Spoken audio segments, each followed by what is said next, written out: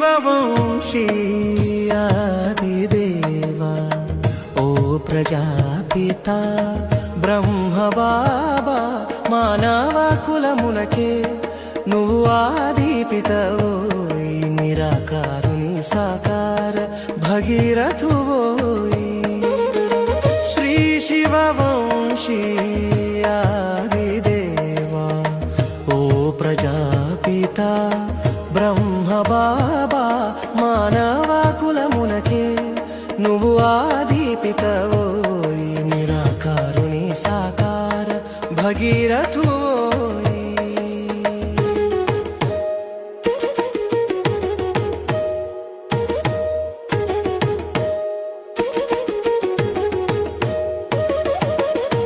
వజ్రాల వ్యాపారివై నాడు వెలిగావు జ్ఞానరత్నాలనే నేడు పంచావు అలిఫ్ను పొంది ఆ బాద్షాహి వదిలావు సర్వస్వం త్యాగం చేసి ఫరిస్తాగా మారావు వినాశకాలమును ముందే దర్శించి స్వర్గ స్థాపనకు గట్టి పునాది వేసావు శ్రీ శివవంశీ ఆదిదేవా ఓ ప్రజాపిత బ్రహ్మబాబా మానవకులమునకే నువ్వు ఆదిపితవు ఈ నిరాకారుని సాకార భగీరథు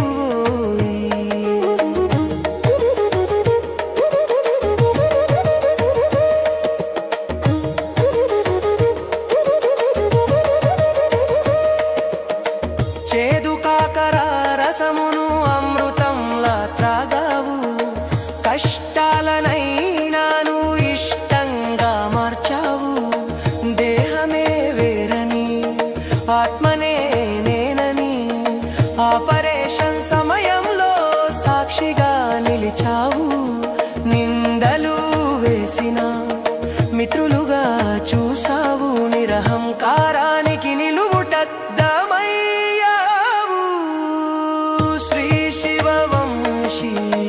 ఆదిదేవా ఓ ప్రజాపిత బ్రహ్మబాబా మానవకులమునకే నువ్వు ఆదిపితవు ఈ నిరాకారుని సాకార భగీరథు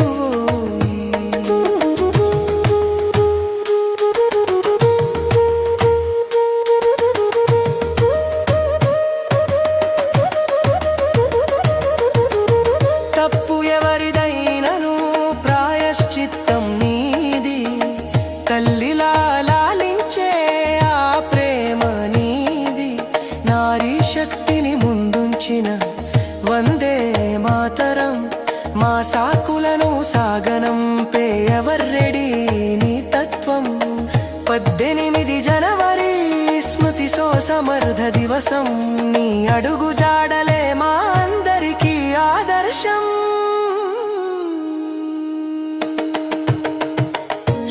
శివవంశీ ఆదిదేవా ఓ ప్రజాపిత బ్రహ్మబాబా మానవకులమునకే నువ్వు ఆదిపితవో ఈ నిరాకరుని సాకార భగీరథువోయ్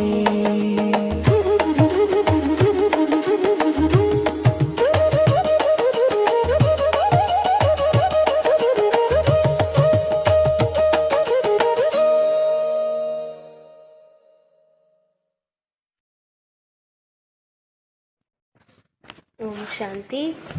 24వ తారీఖు శివబాబా సాకారవాణి. బాబా చెప్తారు, మధురమైన పిల్లలు, మీరు గృహస్థ వ్యవహారంలో ఉంటూ కమలపుష్ప సమానం పవిత్రులుగా తయారవ్వాలి. ఒక తండ్రి మతముని అనుసరించాలి. ఎలాంటి సర్వీస్ చేయరాదు. ప్రశ్న: ఏ పిల్లలను మాయ తన పంజాతో జోరుగా కొడుతుంది? అన్నిటికంటే గొప్ప గమ్యం ఏది? దేహాభిమానంలో ఉండు పిల్లలపై మాయ తన పంజా జోరుగా విసురుతుంది. వారు నామరూపాల్లో చిక్కుకుంటారు. దేహాభిమానం వస్తూనే చెంపదెబ్బ తగులుతుంది. తద్వారా పదవీ భ్రష్టులైపోతారు. దేహాభిమానాన్ని తెంచడమే చాలా గొప్ప గమ్యం. పిల్లలు దేహి అభిమానులుగా అవ్వండి అని తండ్రి చెప్తారు. తండ్రి ఎలాగైతే వినయ విధేయతలు గల సేవాదారిగా ఉన్నారో, ఎంత నిరహంకారులుగా ఉన్నారో అలాంటి నిరహంకారులుగా అవ్వండి.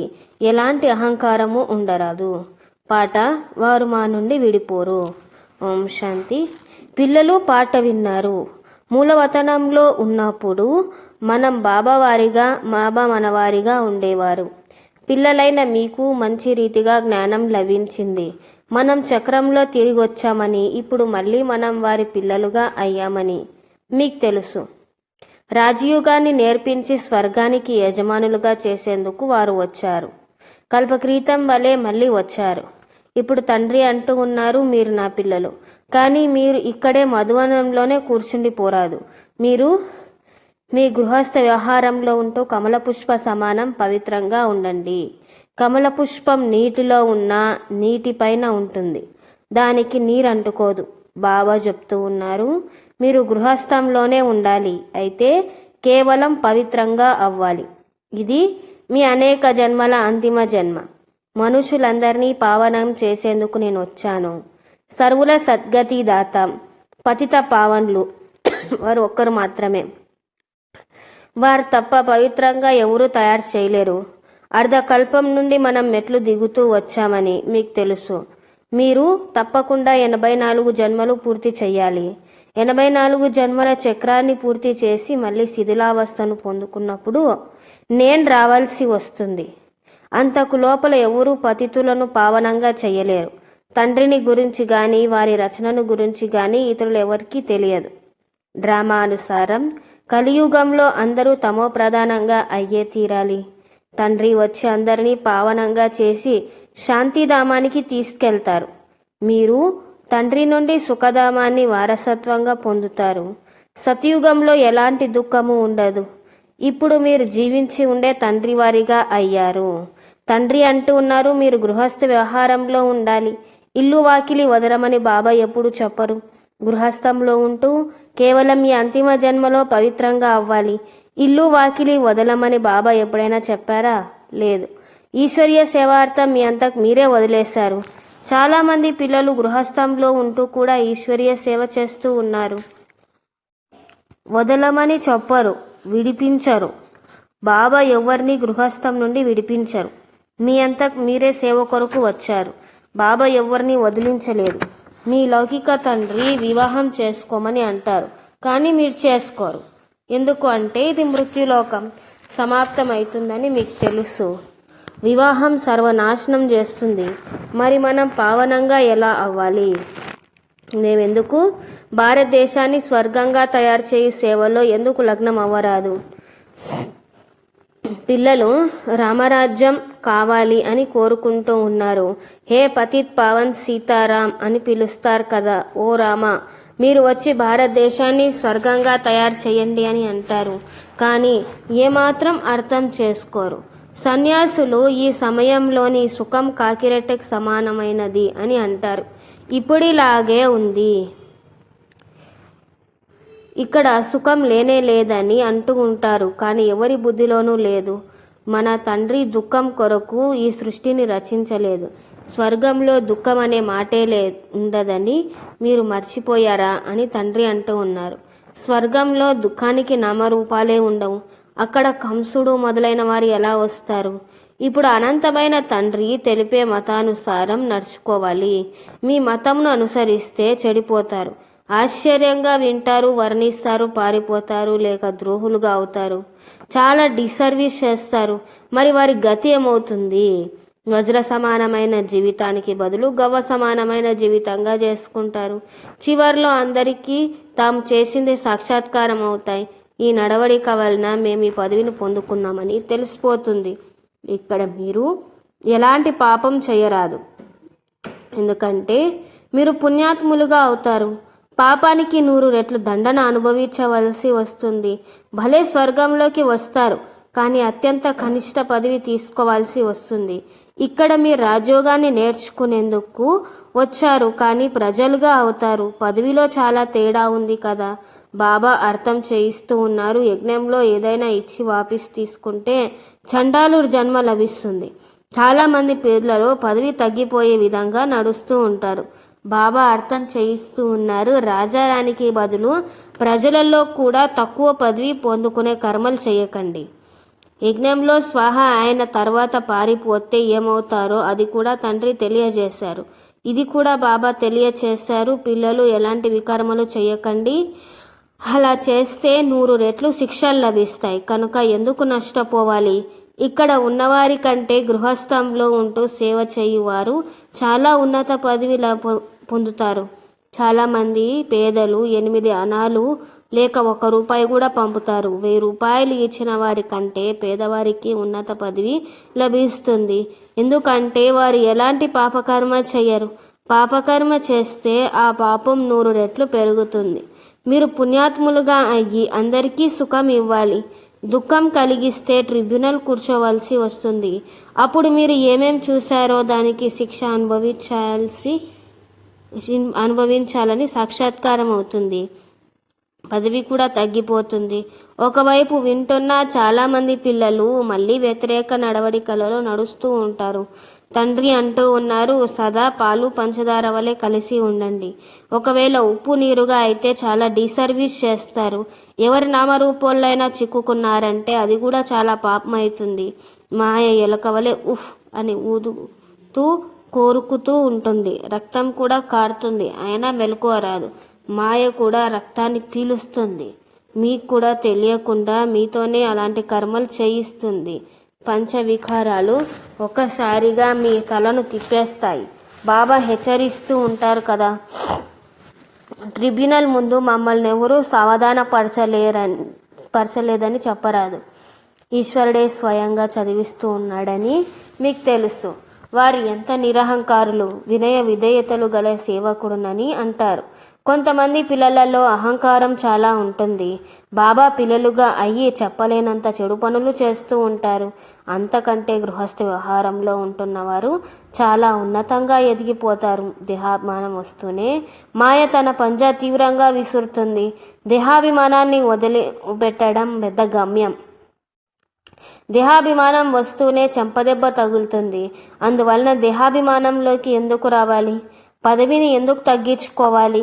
అక్కడకు వెళ్ళి చెత్తను శుభ్రం చేసే పదవి పొందుకునే కర్మలు చేయరాదు. ఇప్పుడు ఎవరైనా బాబాను అడిగితే బాబా తెలుపగలరు. ఎంత సేవ చేస్తున్నారో స్వయమే తెలుసుకోవచ్చు. నేను ఎంతమందికి సుఖము ఇచ్చానో. మమ్మా బాబాలు అందరికీ సుఖమునే ఇస్తారు. ఎంత ఖుషీగా ఉంటారు. బాబా ముంబైలో ఎంతో జ్ఞాన డ్యాన్స్ చేసేవారు. చాలామంది చాత్రికులుగా ఉండినారు కదా. తండ్రి అంటూ ఉన్నారు, చాలా దాహం కొన్న వారి ముందు జ్ఞాన డ్యాన్స్ చేస్తే మంచి మంచి పాయింట్లు వస్తాయి. ఛాత్రకులు ఆకర్షిస్తారు. మీరు కూడా అలా అవ్వాలి. అప్పుడే ఫాలో చేస్తారు. శ్రీమతమును అనుసరించాలి. స్వంత మతమును అనుసరించి అపకీర్తి పాలు చేస్తే నష్టపోతారు. ఇప్పుడు తండ్రి మిమ్మల్ని తెలివిగల వారిగా చేస్తారు. భారతదేశం స్వర్గంగా ఉండేది కదా. ఇప్పుడు ఈ విధంగా అంటే స్వర్గంగా ఎవరు భావించారు. భారతదేశం వంటి పవిత్ర దేశం ఏదీ లేదని అంటారు. కానీ భారతవాసులైన మనము స్వర్గవాసులుగా ఉండేవారమని, అక్కడ అపారమైన సుఖం ఉండేదని ఎవరికీ తెలియదు. గురునానక్ భగవంతుణ్ణి మహిమ చేశాడు. వారు వచ్చి మలిన వస్త్రాలను శుభ్రం చేస్తారు. వారిని ఏక్ ఓంకార్ అని కూడా మహిమ చేస్తారు. శివలింగానికి బదులుగా వారు అకాల్ తఖ్త్ అనే పేరును చేశారు. ఇప్పుడు తండ్రి సృష్టి రహస్యమంతటిని అర్థం చేయిస్తారు. పిల్లలు ఒక్క పాపం కూడా చేయకండి, లేదంటే అది 100 రెట్లుగా పెరిగిపోతుంది. నన్ను నిందింపజేసే పదవి భ్రష్టులైపోతారు. చాలా సంభాళించుకోవాలి. మీ జీవితాన్ని వజ్ర సమానంగా చేసుకోండి, లేదంటే పశ్చాత్తాపడతారు. ఏ వ్యతిరేక కర్మలు చేశారో అవి అంతరికంలో తింటూ ఉంటాయి. కల్పకల్పము ఇలాంటి పనులు చేసి నీచమైన పదవి పొందుకోగలవా అని పశ్చాత్తాపడతారు. తండ్రి అంటూ ఉన్నారు, మాతాపితలను అనుసరించాలనుకుంటే సత్యంగా సేవ చేయండి. మాయ ఎక్కడో ఒక చోట లోపలికి చొచ్చుకొని పోతుంది. సెంటర్లోని హెడ్ పెద్ద టీచరు చాలా నిరహంకారులుగా ఉండాలి. తండ్రి ఎంత నిరహంకారులుగా ఉన్నారో చూడండి. చాలామంది పిల్లలు ఇతరులతో సేవ చేయించుకుంటారు. తండ్రి చాలా నిరహంకారి. ఎప్పుడు ఎవరిపైన కోప్పడరు. పిల్లలు ఆజ్ఞాకారులుగా లేకుంటే తండ్రి వారికి అర్థమైతే చేయించగలరు. మీరేం చేస్తున్నారో అనంతమైన తండ్రికి మాత్రమే తెలుసు. పిల్లలందరూ ఒకే విధంగా సమాన సుపుత్రులుగానే ఉండరు, కుపుత్రులుగా కూడా ఉంటారని బాబా అర్థం చేయిస్తూ ఉన్నారు. అనేక మంది పిల్లలు ఉన్నారు. వృద్ధి చెందుతూ సంఖ్య వేలలోనికి వెళ్తుంది. కావున తండ్రి పిల్లలని హెచ్చరిస్తూ ఉన్నారు, నిర్లక్ష్యం చేయకండి, అజాగ్రత్తగా ఉండకండి. ఇక్కడకు పతితుల నుండి పావనంగా తయారయ్యేందుకు వచ్చారు. కావున ఎలాంటి పతిత కర్మలు చేయకండి, నామరూపాల్లో చిక్కుకోకండి, దేహాభిమానంలోకి రాకూడదు. దేహీ అభిమానులుగా అయ్యి తండ్రిని స్మృతి చేస్తూ ఉండండి. శ్రీమతాన్ని అనుసరిస్తూ ఉండండి. మాయ చాలా శక్తివంతమైనది. చాలా బాబా మనకు అన్ని విషయాలు అర్థం చేయిస్తారు. మంచిది. మాతేశ్వరి గారి అమూల్యమైన మహావాక్యాలు. ఈశ్వరుడు సర్వవ్యాపి కాదు అనేందుకు ప్రమాణం ఇది. శిరోమణి అయిన గీతలో పిల్లలు ఎక్కడ విజయం ఉంటుందో అక్కడ నేను ఉంటాను అని భగవాన్ వాక్యం ఉంది. పర్వతాలలో హిమాలయ పర్వతంలో నేను ఉన్నాను. సర్పాలలో నల్ల నాగును నేను. ఇవి కూడా పరమాత్మ మహావాక్యాలు. అందువలన పర్వతాలలో కైలాస పర్వతాన్ని ఉన్నతమైన పర్వతంగా మరియు పాములలో నల్ల నాగును చూపిస్తారు. కనుక పరమాత్మ ఒకవేళ కేవలం ఒక్క నల్ల నాగులో ఉన్నాడు అంటే అన్ని పాములలో నివసించడం లేదు కదా. ఒకవేళ పరమాత్మ అత్యంత ఉన్నతమైన పర్వతంలో ఉన్నాడు అంటే చిన్న పర్వతాలలో లేడు. మళ్ళీ ఎక్కడ విజయం ఉందో అక్కడ నా జన్మ అని చెప్పాడు. అంటే ఓటమిలో లేడు. ఇప్పుడు ఈ విషయాల ద్వారా సర్వవ్యాపి కాదు అని రుజువు అవుతుంది. ఒకవైపు ఇలా చెప్తారు, మరొక వైపు పరమాత్మ అనేక రూపాలలో వస్తాడు అని అంటారు. ఉదాహరణకి పరమాత్మకి 24 అవతారాలు చూపించారు. తాబేలు, చేప మొదలైన అన్ని రూపాలు పరమాత్మవే అని చూపించారు. ఇప్పుడు ఇది వారి మిథ్యా జ్ఞానం. అలాగే పరమాత్మ సర్వత్రా ఉన్నారని భావించి కూర్చున్నారు. కానీ ఈ సమయంలో కలియుగంలో సర్వత్రా మాయ సర్వవ్యాపకంగా ఉంది. అలాంటప్పుడు పరమాత్మ సర్వవ్యాపి ఎలా అవుతాడు? గీతలో కూడా నేను మాయలో సర్వవ్యాపకంగా లేను అని చెప్తారు. కనుక పరమాత్మ సర్వత్రా లేడు అని రుజువు అవుతుంది. నిరాకార ప్రపంచం ఆత్మలు మరియు పరమాత్మ నివసించేటువంటి స్థానం. మనం నిరాకార ప్రపంచం అని అంటున్నప్పుడు నిరాకారం అంటే ఏ ఆకారం లేదని కాదు అనే విషయం మనకు తెలుసు. నిరాకార ప్రపంచం అంటే తప్పకుండా ఏదో ఒక ప్రపంచం ఉందని అర్థం. కానీ దానికి స్థూల సృష్టి వంటి ఆకారం లేదు. అలాగే పరమాత్మ నిరాకారులు, కానీ వారికి తమ సూక్ష్మ రూపం తప్పకుండా ఉంది.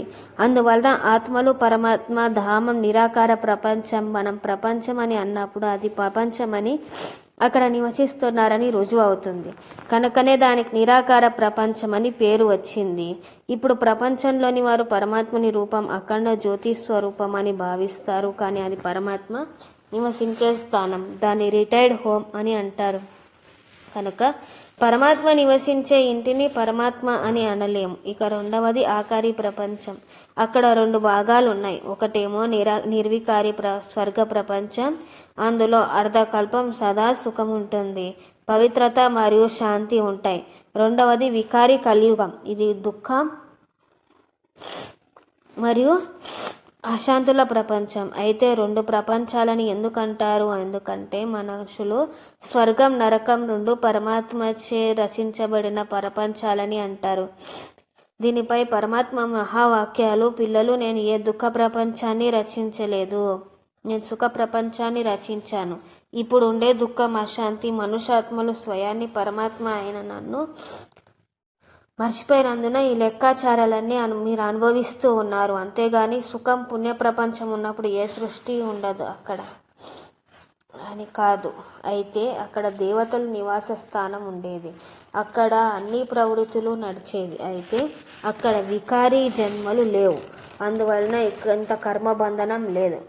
ఈ ప్రపంచాన్ని కర్మబంధన రహిత స్వర్గ ప్రపంచం అని అంటారు. కనుక ఒకటి నిరాకారి ప్రపంచం, రెండవది ఆకారి ప్రపంచం, మూడవది సాకారి ప్రపంచం. మధురాతి మధురమైన అపురూపమైన పిల్లలకు మాతాపిత దాదాల ప్రియ శృతులు గుడ్ మార్నింగ్. ఆత్మిక పిల్లలకు ఆత్మిక తండ్రి నమస్తే. ధారణ కొరకు ముఖ్య సారం. తండ్రి సమానం నిరహంకారులుగా అవ్వాలి. ఎవరితోనూ సేవ చేయించుకోరాదు, ఎవరికి దుఃఖం ఇవ్వరాదు, శిక్షలను అనుభవించే ఎలాంటి పాపకర్మలు చేయరాదు, పరస్పరం పాలు పంచదార వలె కలిసి ఉండాలి. ఒక్క తండ్రి శ్రీమతంని అనుసరించాలి, మీ సొంత మతంను అనుసరించరాదు.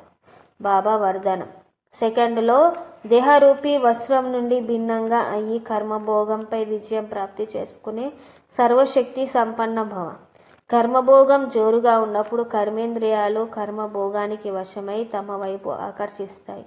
అంటే ఏ సమయంలో అయితే చాలా నొప్పి బాధ ఉంటుందో అటువంటి సమయంలో కర్మభోగంను కర్మయోగంలోకి పరివర్తన చేసేవారు సాక్షిగా ఉండి కర్మేంద్రియాల ద్వారా భోగింపచేసేవారు సర్వశక్తి సంపన్న విజయి అష్టరత్నాలు అని పిలువబడతారు. దీని కొరకు చాలా సమయం నుండి దేహరూపీ వస్త్రం భిన్నంగా అయ్యే అభ్యాసం ఉండాలి. ఈ వస్త్రం ప్రపంచం యొక్క లేక మా యొక్క ఆకర్షణలో టైట్గా అనగా లాగబడి ఉండరాదు, అప్పుడు సులభంగా విడిపోతుంది. స్లోగన్. అందరి నుండి గౌరవం ప్రాప్తి చేసుకునేందుకు నిర్మాణచిత్తులుగా అవ్వండి. నిర్మాణత మహానత యొక్క గుర్తు. అవ్యక్త సూచన. నిశ్చయం యొక్క పునాది గట్టి చేసుకొని సదా నిర్భయంగా నిశ్చింతగా ఉండండి. సాకారంలో ఎవరైనా నిమిత్తమైన శ్రేష్ఠ ఆత్మ తోడుగా ఉంటే వారి ద్వారా ఏ విషయమైనా వెరిఫై చేయించుకున్న తర్వాత చేసినట్లయితే నిశ్చయ బుద్ధిగా అయి చేస్తారు. నిర్భయత మరియు నిశ్చయం ఈ రెండు గుణాలను ముందుంచుకొని చేస్తారు కనుక ఎక్కడైతే సదా నిశ్చయం మరియు నిర్భయత ఉంటాయో అక్కడ సదా శ్రేష్ఠ సంకల్పం యొక్క విజయం ఉంటుంది. ఏ సంకల్పం చేసినా ఒకవేళ సదా నిరాకారం మరియు సాకారంతో లేక సమ్ముఖంలో ఉంటే వెరిఫై చేయించిన తర్వాత నిశ్చయం మరియు నిర్భయత ద్వారా చేయండి. దీని ద్వారా సమయం కూడా వ్యర్థంగా పోదు. సారమైంది బాబా చెప్తారు. మధురమైన పిల్లలు, మీరు గృహస్థంలో ఉంటూ కమల పుష్ప సమానం పవిత్రంగా అవ్వాలి. ఒక తండ్రి మతంని అనుసరించాలి. ఎలాంటి సర్వీస్ చేయరాదు. ఓం శాంతి.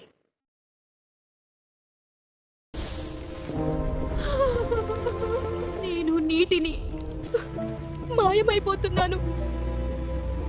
ప్రతి నీటి చుక్కలో ఒక ప్రాణం ఉంటుంది. నన్ను వృధా చేయకండి, లేకపోతే జీవితం ఎండిపోతుంది. World water day. నీటిని కాపాడండి, జీవాన్ని కాపాడండి. Save water, save life. కథ పేరు నిజాయితీకి ఫలితం. ఒకానొక ఊరిలో వేదుచరణ్ అనే బాలుడు ఉండేవాడు. అతను చాలా పేదవాడు, కాని ఎంతో నిజాయితీపరుడు. వేదుచరణ్ ప్రతిరోజూ తన పాత ఇనుపగొడ్డలిని భుజాన వేసుకుని అడవికి వెళ్లి ఎండుకట్టెలను కొట్టి తన కుటుంబాన్ని పోషించేవాడు. అతని మనసు ఎప్పుడూ స్వచ్ఛంగా ఉండేది. ఒకరోజు వేదుచరణ్ ఒక లోతైన చెరువు ఒడ్డున ఉన్న ఒక పెద్ద చెట్టుపైకి ఎక్కాడు. అతను ఒక కొమ్మను నరుకుతుండగా అకస్మాత్తుగా అతని చేతిలోని గొడ్డలి జారి నీటిలో పడిపోయింది.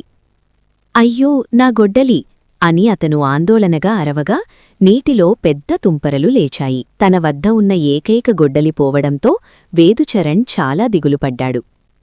ఇప్పుడు నేను కట్టెలు ఎలా కొట్టాలి, నా కుటుంబాన్ని ఎలా పోషించాలి అని ఆలోచిస్తూ చెరువు ఒడ్డున కూర్చుని కన్నీళ్లు పెట్టుకున్నాడు. అతని నిస్సహాయత చూసి ఆ ప్రకృతి కూడా చిన్నబోయింది. వేదు నిష్కల్మషమైన మనసును చూసి ఒక దివ్యదేవతకు అతనిపై జాలి కలిగింది. ఆమె పేరు దివ్యజ్యోతి. సత్యయుగపు తేజస్సుతో, ప్రశాంతమైన ముఖవర్చస్సుతో, కాంతివంతమైన ఆభరణాలు ధరించిన ఆ దేవత మెరుస్తున్న కాంతివలయం మధ్య చెరువు నుండి ప్రత్యక్షమైంది. ఆ దేవత చూపులో ఎంతో దయ, పవిత్రత ఉన్నాయి. దివ్యజ్యోతి తన చేతితో నీటి నుండి ఒక మెరిసే బంగారు గొడ్డలిని బయటకు తీసింది. ఆ గొడ్డలి సూర్యకాంతిలో ధగధగా మెరుస్తూ అద్భుతంగా ఉంది.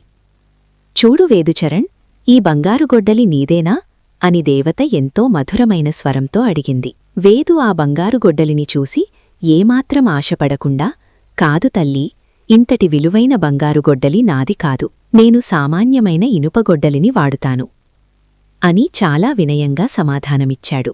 అతని నిజాయితీ ఆ దేవతను ఆకట్టుకుంది.